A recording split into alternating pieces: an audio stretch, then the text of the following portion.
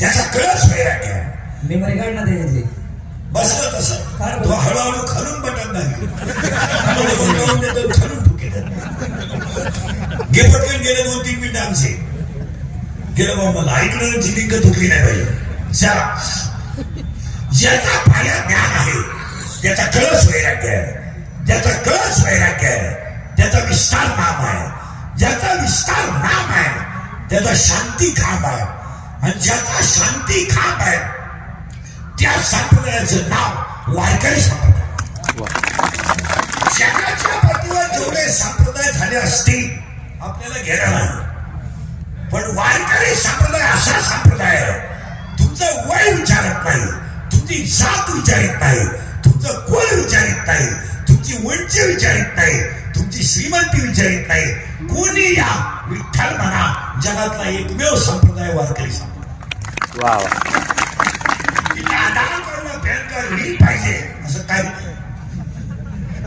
या माळ घाला विठ्ठल म्हणा का त्याचा पाया ज्ञान देव आहे. ज्ञान देव आहे शब्द आता सुरू करायची ओवी थोडी 1-2-3 वेळा जुन्या म्हाताऱ्या वारकऱ्यांसाठी ऐका. 12व्या अध्यायात असं म्हणणं आहे ओवीने काय का अभ्यासापेक्षा श्रेष्ठ ज्ञान आहे, पण ज्ञानापेक्षा श्रेष्ठ देवाचं ध्यान आहे. याच्यात त्रिपुटी आहे. अभ्यास केला तर ज्ञान आहे आणि ज्ञान आलं तर ध्यान आहे. पुन्हा उलट केला रियाज केला तर पखवाद आहे, प्रॅक्टिस केली तर गायन आहे, पुस्तक उचललं तर कीर्तन आहे, नम्रता ठेवली तर लक्ष्मी आहे, लिंता ठेवली तर व्यापार आहे, आणि कष्ट केले तर भाकर आहे. व्यायाम केला तर पैलवान आहे. तुम्ही अभ्यास करा. अभ्यासापेक्षा श्रेष्ठ ज्ञान आणि ज्ञानापेक्षा श्रेष्ठ देवाचं.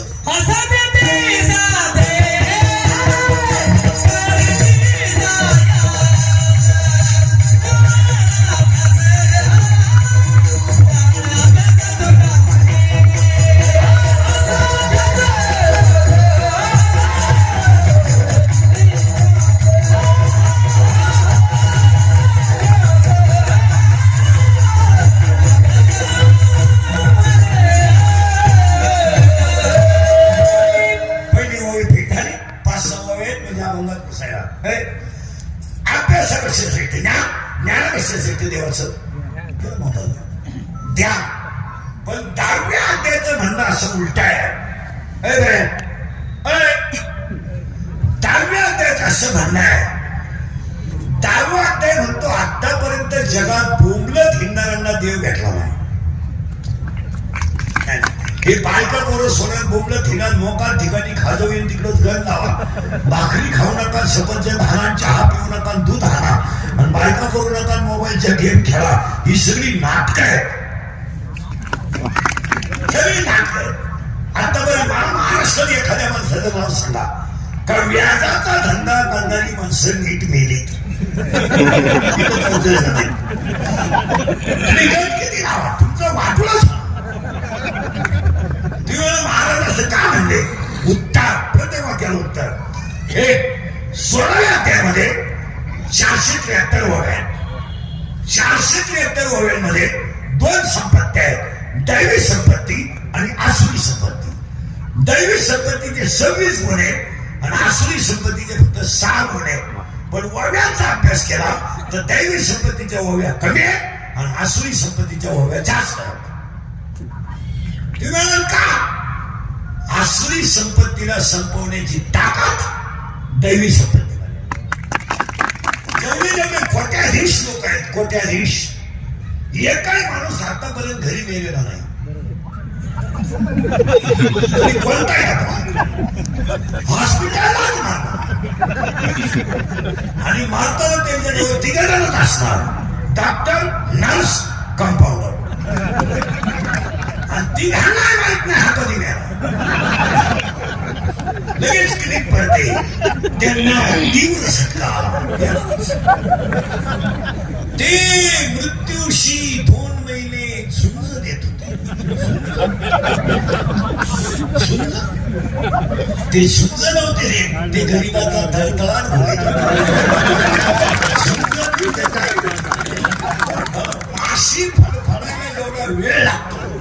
तेवढा वेळ जीव जायला लागतो. मग तुझ्या कर्माचा काय विषय? तुम्ही महाराष्ट्राचा सर्वे करा, अजून टोटल वृद्धाश्रम कसा महाराष्ट्रातले. शेतकऱ्याचा बाप वृद्धाश्रमात नाही. शेतकऱ्याला दुनिया नाव ठेवू द्या, पण शेतकऱ्याचा बाप अजून भाकरी घरात खातोय. त्या दिवशी शिवाजी मारण कामा उलथाण कामा मला पुन्हा जातो काय त्याच्याबरोबर ते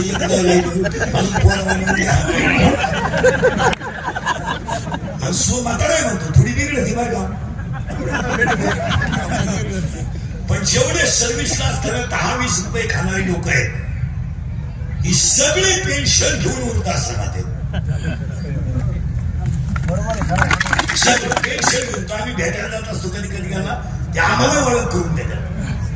मी विस्तार अधिकारी होतो, त्याला लागणार सगळं मला एवढा विस्तार झाला. मी अभियंता होतो. ही सगळी लाईटीची कामं आपणच केली. आता काय एक मुलगा इंजिनियर केला तो सासरवाडीला गेला, एक मुलगी कॉलेजला गेली आलीच नाही. मग पहिली बायको गेली म्हणून दुसरी केली, ती पेन्शन घेऊन गेली, पुरा मोकळा झाला. मग तो दिंडीत आमच्या मोकाने आला तर आला आमच्याही 2 दिंड्या करून दिल्या.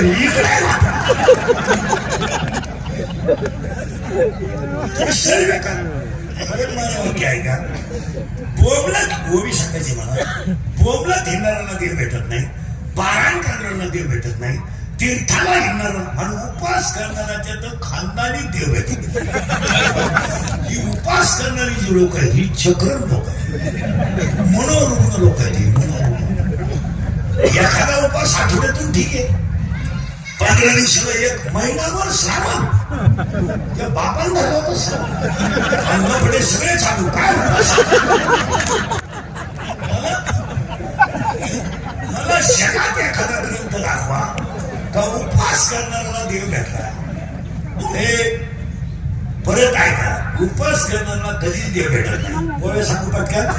तुम्ही शरीरात न पिडावे, तुम्ही व्रतनियम न करावे, तुम्ही देवांतरा न बसावे, तुम्ही तीर्थाशी ना जावे, तुम्ही स्वधर्मात यायचे.